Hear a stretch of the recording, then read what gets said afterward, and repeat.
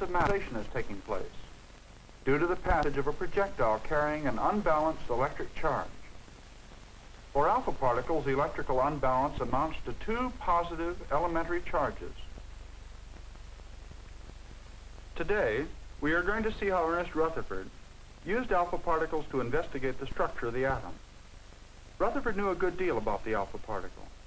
He had measured its mass. He had measured its electric charge. As a matter of fact, he had determined that an alpha particle is a helium atom without its balancing negative charge, its two electrons. He had measured the velocities of alpha particles ejected from radioactive elements, and it was after he had observed alpha particles passing right through gases, liquids, even metal foils, and knew how to count them, that he realized that he had at hand a tool with which to explore the inner structure of the atom. Let us look a little more closely at these atomic probes, these alpha particles. This time, we will use a cloud chamber of different design. Our radioactive source is polonium, and it is held in place by the screw on the left. Beyond the alpha particle tract, you can see a small wire scale that we have laid on the bottom of the chamber, and against which we can judge how far the alpha particles travel.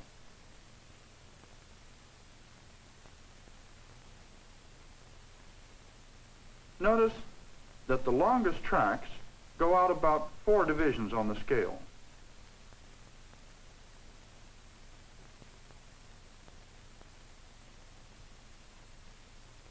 Now we can set up a barrier across the path of the alpha particles using a metal foil.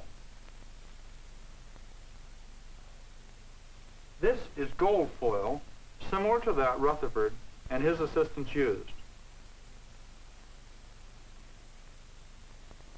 It is very, very thin, only a few thousand atoms thick, and it's hard to handle. Nevertheless, we've managed to get our cloud chamber fitted with its barrier. You see it here as a fuzzy light line across the face of the source.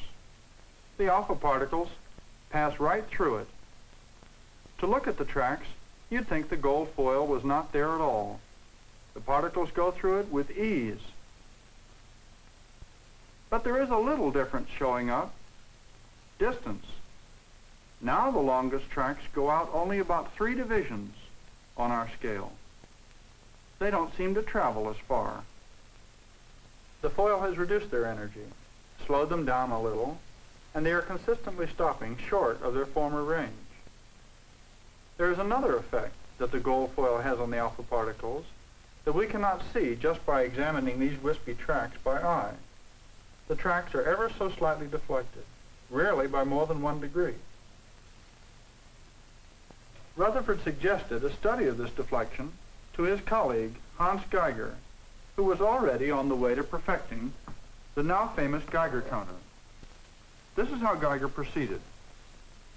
At one end of a glass tube, evacuated, and about 1.5 meters in length, he's a radium source.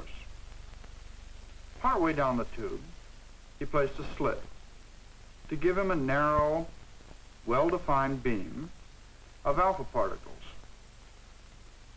At the other end, he placed a scintillation screen. He used a microscope to see the flashes produced by the alpha particles as they hit the scintillator. When he used gold foil, he placed it over the slit. With this equipment, he recorded the distribution of alpha particles, with and without the gold foil, and prepared a graph of his findings. Here is the center of the beam of alpha particles, 0 degrees. These figures represent the angles of deflection of the alpha particles in degrees, and of course the vertical coordinate represents the number counted. This is the beam as he saw it without any gold foil present. You can see that it is only 1 degree wide and had very sharp edges. This second graph shows the effect of the gold foil. The beam fuzzed out at the edges. About half the particles were deflected through 1 degree, a few to 3 degrees, but none beyond 5. The equipment for our demonstration is arranged a little differently. Our polonium source is on a rod here in a cylindrical brass tube. Here's the aperture through which the alpha particles emerge, and we have made our aperture quite large so that a great number of particles will pass through the gold foil in a short period of time. Where Geiger's beam was about 1 degree wide, ours is, in fact, about 70 degrees wide. The gold foil is here, and our electronic detector is here, and is movable in an arc about the gold foil. Since we are not using a vacuum, as Geiger did, our components must be grouped closely together. This is the tube containing our polonium source. Here's the thin gold foil, and here's the detector we will use to count the alpha particles that penetrate the foil. It's a brand new device made out of a transistor. It gives a sharp electrical impulse as an alpha particle hits it. Here, it is connected through an amplifier to an oscilloscope and a loudspeaker. This arm pivots, letting us move our detector in an arc across the beam of alpha particles and out of it on either side at any angle.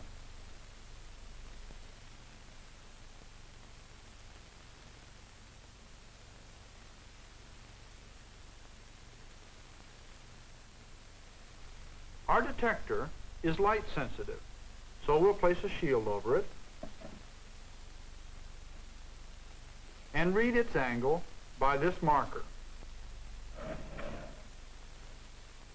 Now we'll switch on the amplifier and hear a snap from the loudspeaker for each alpha particle. We also see a pulse on the cathode ray tube. Even though we are working with a much broader beam of alpha particles than Geiger did, we can still see on our counting equipment the rapid fall-off at each edge of the beam. Here are the alpha particles, about 500,000 per second in the beam. The beam goes from here over to here, diminishing rapidly, and we'll mark this as the edge of the beam. And the same way on the other side. Here they diminish rapidly, and we'll mark this as the other edge of the beam. And now if we go beyond, we find none. Perfectly quiet. None of the alpha particles are deflected more than a few degrees from their original direction. What was that? A count? At this angle, that's 25 degrees out of the beam. There's another.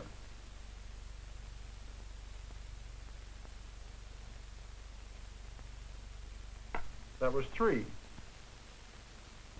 Is the gold foil really responsible for these counts? Let's see.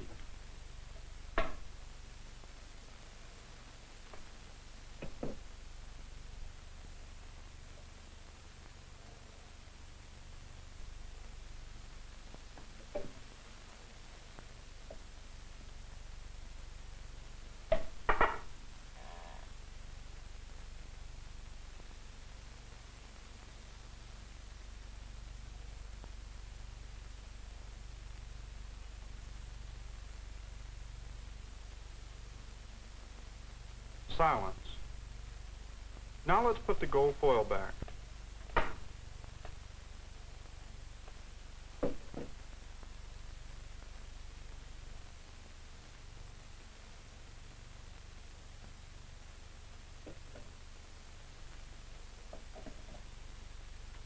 Now the gold foil's back in the beam of alpha particles, and we'll wait and see. There's a count already, 2. This wide-angle scattering seems to be caused by the presence of the gold foil, all right. What is going on? This is what Rutherford wondered when the discovery of these wide-angle scatterings was first made by Ernest Marsden, a young graduate student under his direction.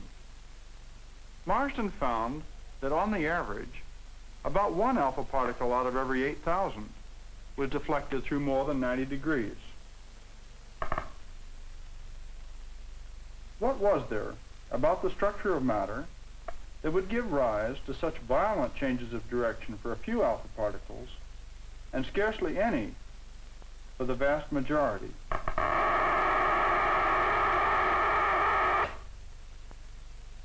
Here is a model that will enable us to examine this problem more closely. These steel ball bearings will represent alpha particles. The ramp will launch them with uniform energy. This, of course, represents our gold foil. Now let's launch some.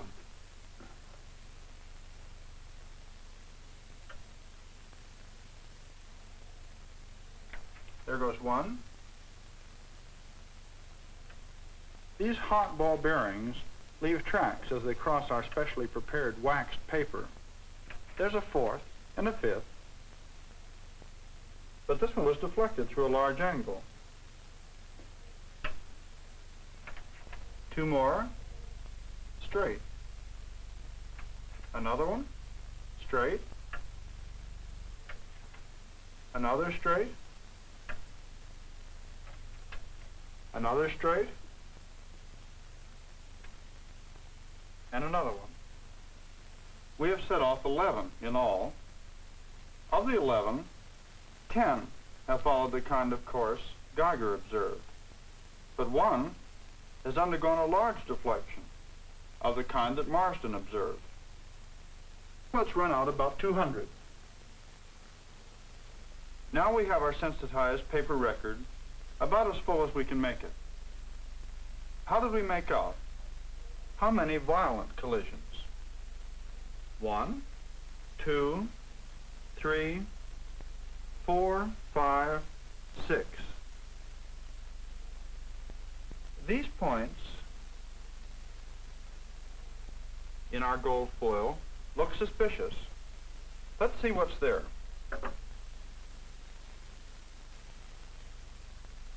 Aha, hard steel fins.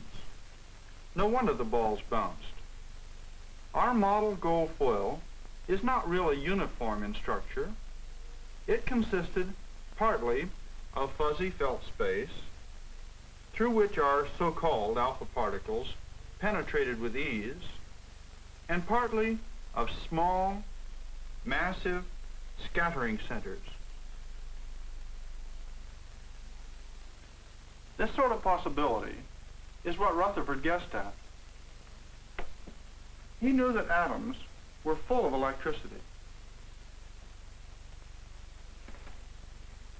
Ionization, electrolysis, and so on suggested that atoms had lots of electricity in them, despite their being electrically neutral when undisturbed.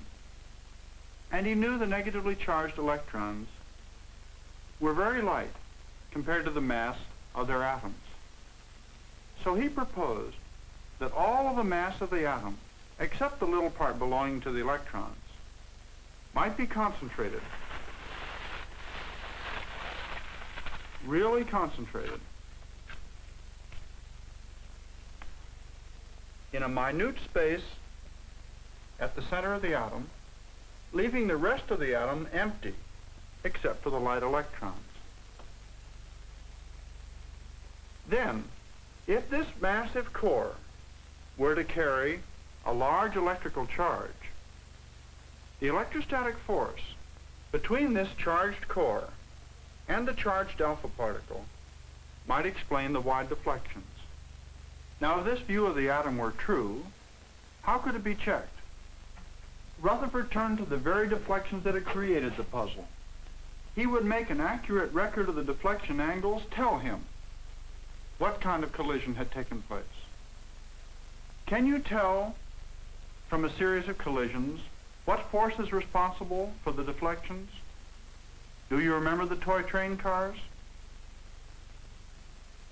They made a collision at a distance because of the forces of repulsion between two magnets. For magnets not guided by tracks, a magnetic deflection looks like this.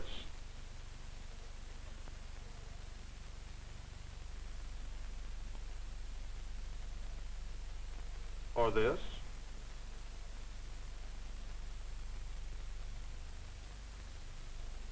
You can see the angle of incidence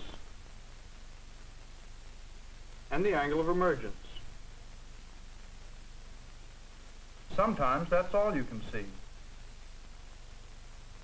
But a study of the angles of deflection can often tell us a great deal about the nature of the force that produced the collision.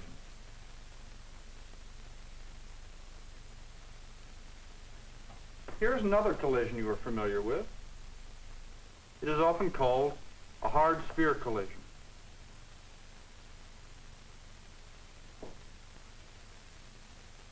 Nothing happens until the spheres appear to come into contact.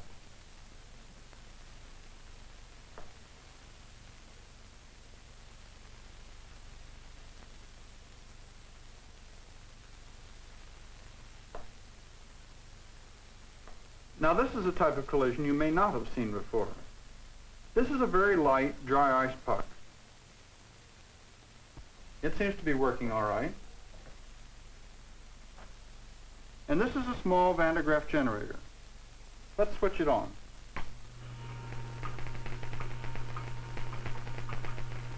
When it's charged up, it has a large positive charge. Now let's share the positive charge on the Van de Graaff sphere with the sphere on the dry ice puck. When the two spheres are charged, they have the same type of charge and they repel each other with a Coulomb force, a force which varies inversely with respect to the square of the separation of the two spheres. Now let's see an electrostatic collision.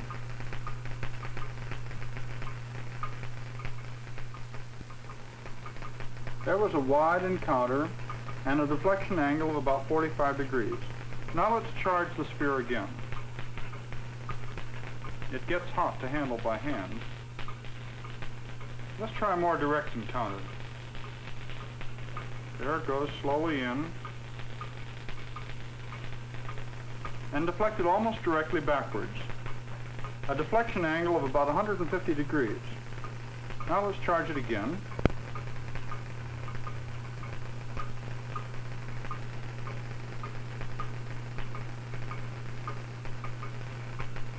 And see another encounter. Each of these encounters shows a deflection angle that's connected with the encounter distance in a way characteristic of the electrostatic force. Let's charge it again.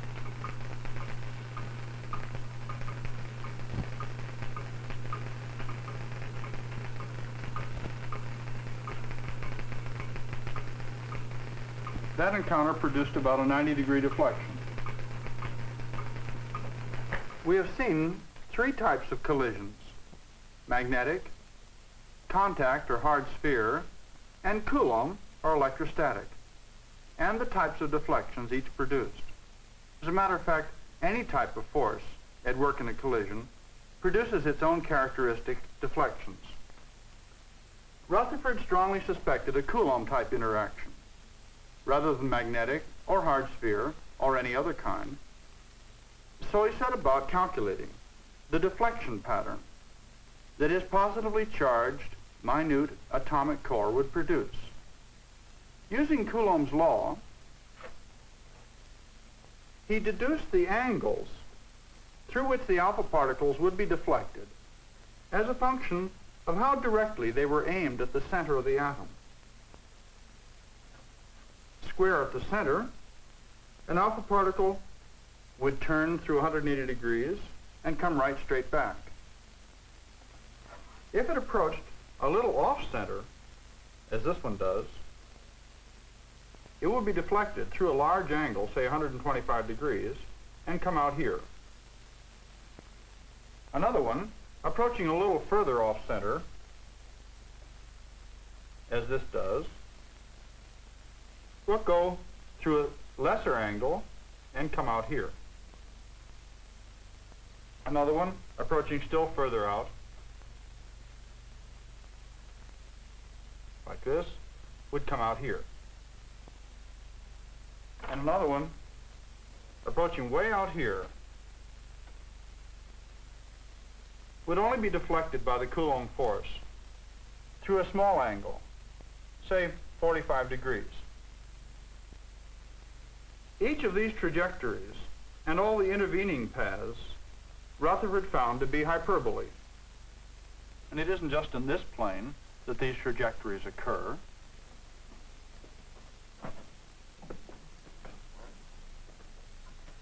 They occur all about the nucleus of the atom, in this three-dimensional space.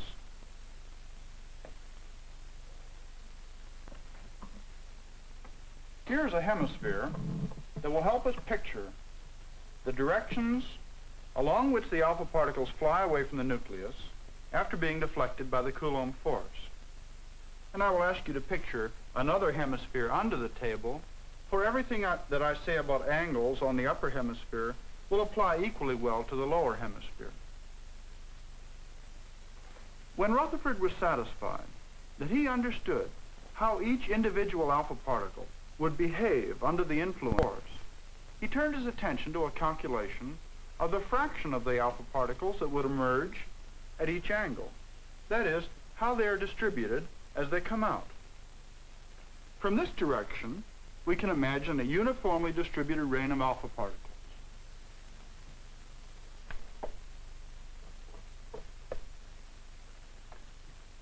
An alpha particle that falls at this point on the rim of this smallest circle will follow a trajectory indicated by this wire, go in toward the center of the atom, and emerge along this direction. One striking the same circle at another point, say here, will go in toward the center and come out along this direction. In fact, particles striking anywhere on the rim of this circle will come out in directions like this through this arc. And I'll draw the arc.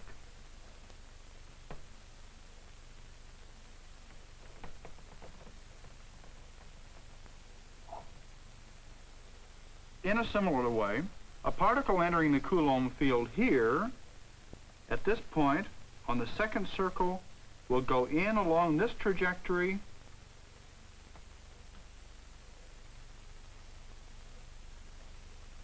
and go out along here. In the same way, all around this circle. And I can draw an arc to represent the places where alpha particles with exactly those trajectories will emerge from the nucleus. And for this third circle, the particles will fly out at angles through this arc.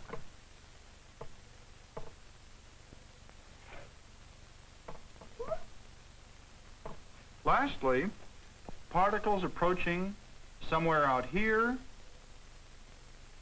will emerge through an arc along here.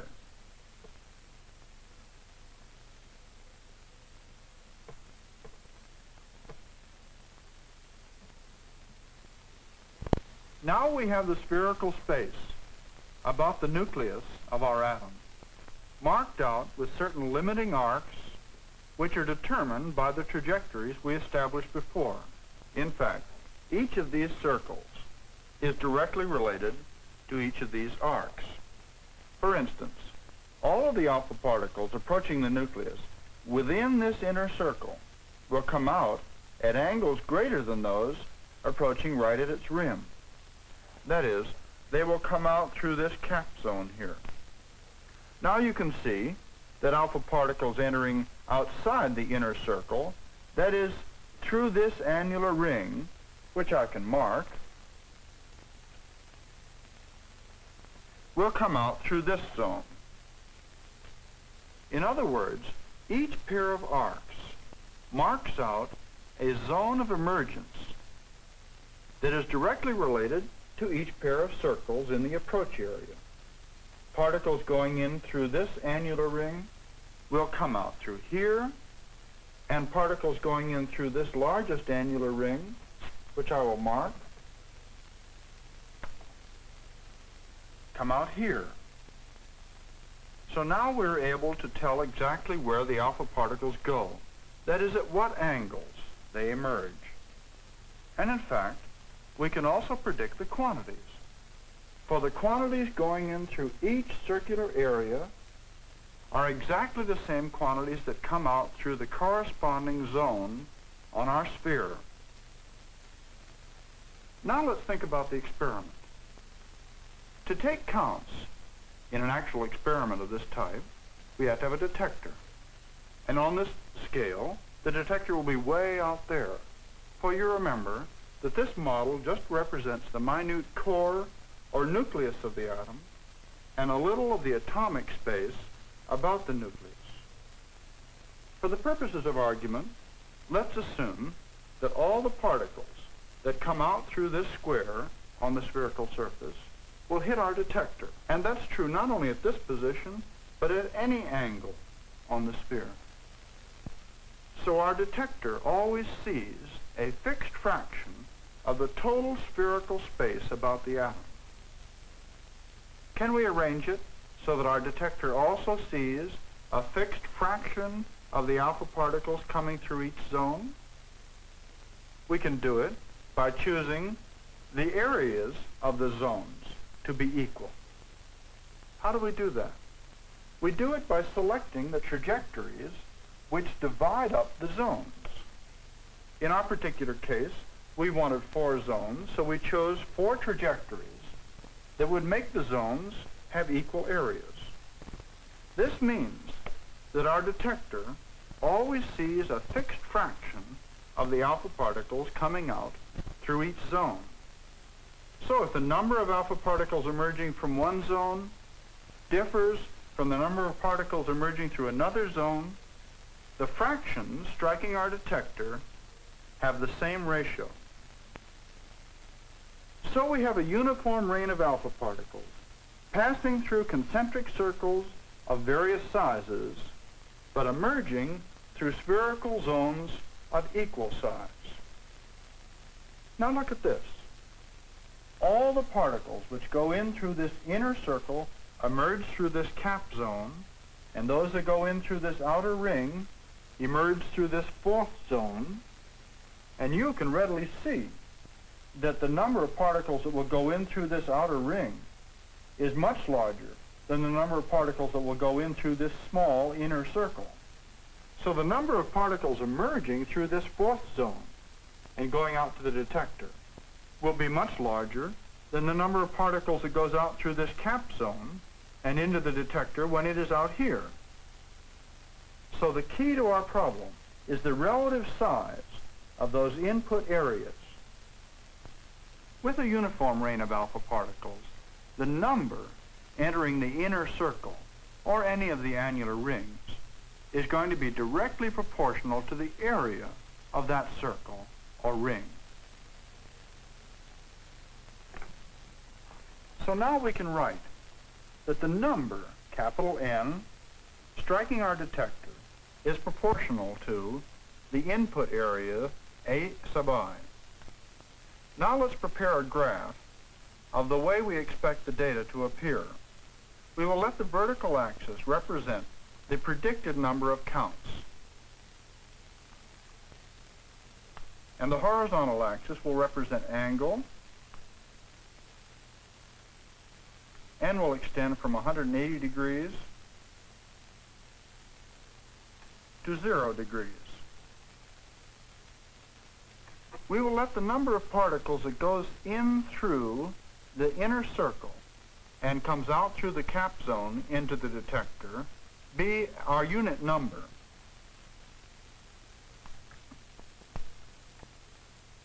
And the cap zone extends from 180 degrees to 125 degrees.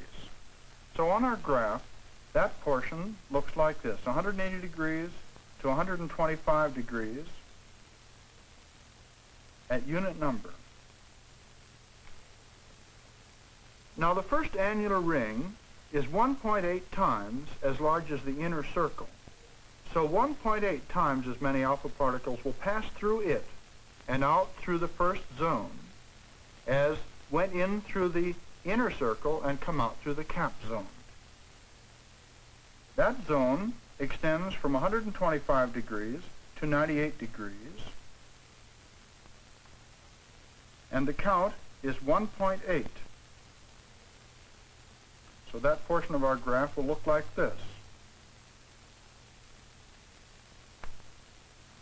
The second annular ring is 3.7 times as large as the inner circle, so 3.7 times as many alpha particles will pass through it and out through its corresponding zone.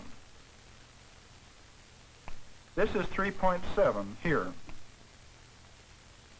And the angular extent of that zone runs from 98 degrees to 74 degrees. So this portion of our graph will look like this. Finally, the outer annular ring is 15 times as large as the inner circle. Therefore, 15 times as many particles will pass through it and out through its corresponding zone as passed through the inner circle. 15 is up here, and the angular region of that zone is from 74 degrees to 45 degrees. So that portion of our graph will look like this. And now the character of the scattering pattern becomes apparent. You can see that far fewer alpha particles are scattered through large angles than are scattered through small angles. Now we have taken this calculation in large angular steps. If we had more time, we could have taken smaller steps and more of them, and we would have had a curve that looks something like this. You can see that the number of alpha particles varies continuously with angle, instead of being averaged over large angular intervals. Now there's a great deal of approach area out here in the atom, much more than the area we've considered near the nucleus. So most of the alpha particles in the rain hitting the atom go almost straight ahead, as Geiger had first seen.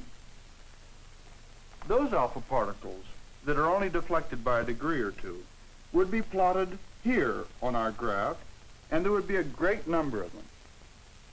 This part of the graph shows you the kind of scattering pattern Rutherford expected Geiger and Marsden to find at the larger angles. Here we have a carefully prepared graph based on his calculations. As before, the predicted count is plotted on the vertical axis, and the angle of the detector is plotted on the horizontal axis. Here, by contrast, we have a graph derived in a similar way for hard sphere scattering. And here is the curve you would expect if the deflecting force were proportional to 1 over r cubed instead of 1 over r squared, as in the Coulomb force. You can see that the three curves are different. Each curve provides a signature or fingerprint of the type of force that is at work in the collision. By February of 1911, Rutherford had prepared the curves for the electrostatic case.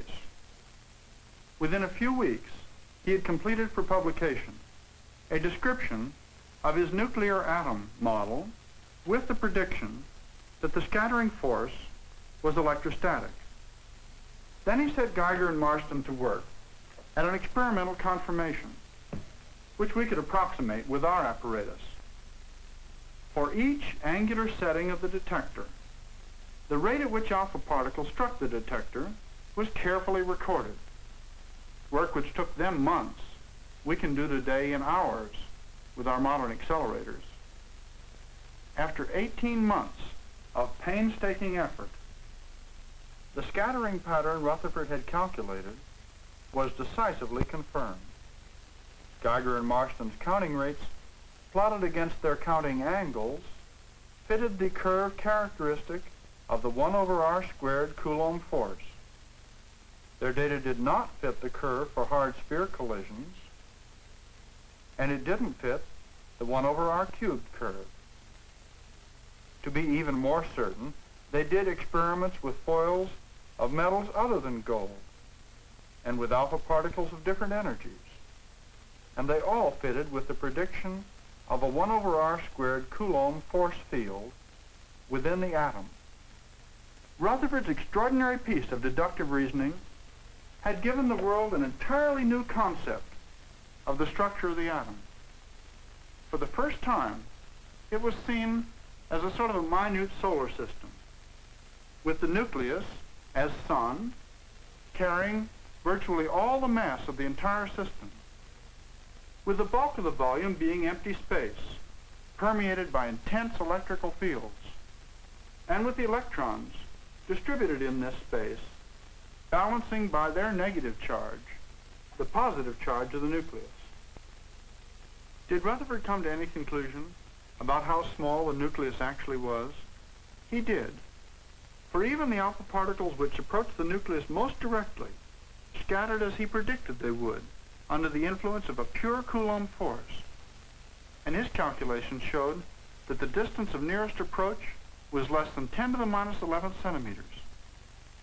In an atom, which is 10 to the minus 8 centimeters in diameter, this charged massive core must be concentrated in a space which is smaller than 10 to the minus 11th centimeters.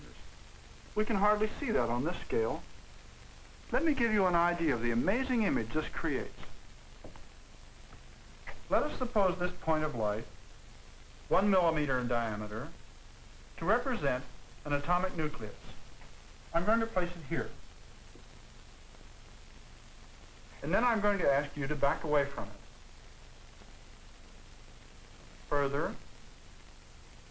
Further still, there. From there, you should be able to see the whole of this circle. It's 3,000 millimeters in diameter.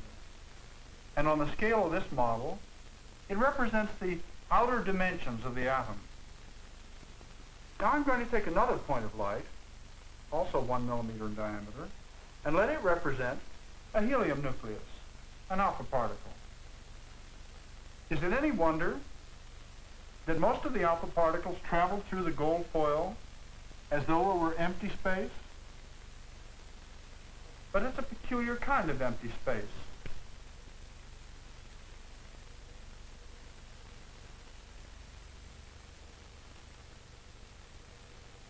Its outer dimension is as unassailable as the Greeks said it was. With all this space, why doesn't matter collapse? Why don't the charged particles of the other atoms move into this space? Another 20 years passed before that question was answered. That answer, and everything else we know about the atom today, are firmly built on Rutherford's triumph with its brilliant analysis of the force, mass, space relationship of the atom.